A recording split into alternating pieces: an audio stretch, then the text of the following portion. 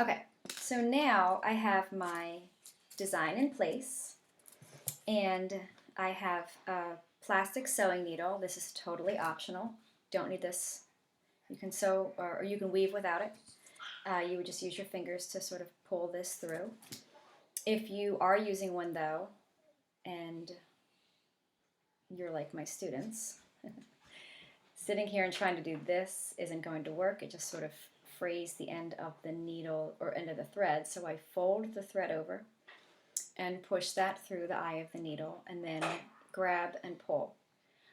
Once I have this through, I don't want to tie it to itself because then I'll have to cut it off later, but I do want to have enough of a tail that I can hold on to it while I am weaving. So the whole purpose with the weaving is over, under, over, under. And you don't want to forget a warp thread. So when you're starting and you push over, under with the yarn or the needle, you're going to, here, let me see if I can put this down so you can just watch this process. Here. You're going to have to remember to pull the thread to sort of catch up with you. And you don't want to pull it all the way through because then you'll undo what you just did. But you do want under, over, under, over, under, over, under. Doesn't matter which one you start with, but you have to make sure that you keep that pattern going. And then don't forget a warp thread. So when you get here, you wrap over, under, over, and pull to catch this up with you. Another thing students tend to do is they tend to pull this really tight. You don't want to do that. You don't want to like tighten your warp threads. You just want to have it sort of pull till it touches that thread and then no further, right? So I'm keeping this little tail out so that I can tuck it back in later. This is an over, so I'm going under. I'm pulling, not too tight, just till it touches that warp thread. I'm holding on to the tail on my needle, and if I am not using a needle, I'm just doing this with my hand. And if I'm not using a needle, I'm going to use this curved part just the same as I would to push it through the needle because it makes it easier to grab it.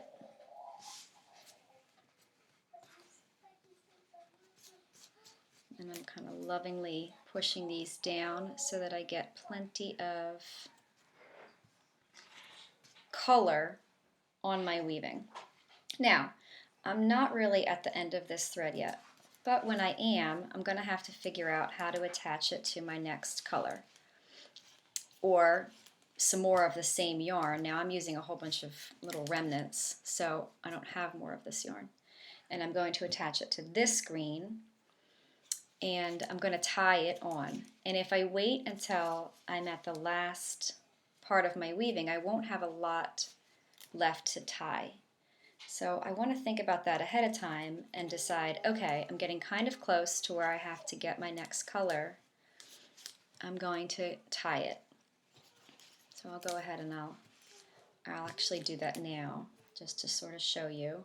So I'll take these two pieces, and like I said in a previous video, sometimes when you tie two ends of yarn together, you get essentially like a slip knot because both of the times you tie it has the same piece on top, and so it makes it the piece sort of slide back and forth through because it's never really wrapped around. So sometimes you have to do three, and then you would snip off the excess of this tail. Don't cut too close to your knot or you'll cut your knot off. And we don't want that.